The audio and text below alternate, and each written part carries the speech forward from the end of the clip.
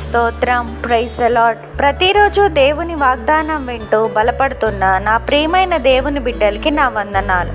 ఈ ఉదయకాలమున పరిశుద్ధాత్మ దేవుడు మనతో మాట్లాడుతున్న వాగ్దానం ఇదే.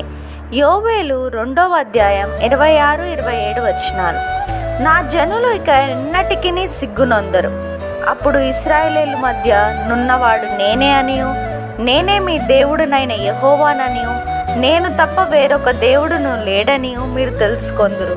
నా జనులు ఇక ఎన్నడూను సిగ్గునొందకయుందురు. Amen. Verse of the day, Joel chapter 2 verse 26 and 27.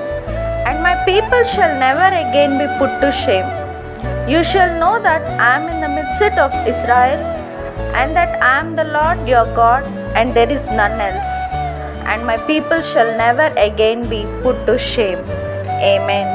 సమస్త జ్ఞానమునకు మించిన దేవుని సమాధానం యేసుక్రీస్తు వలన మీ హృదయములకును తలంపులకును కావలి ఉండునుగాక. Amen. Put God first in your life, then you will bless with abundant blessings. Amen.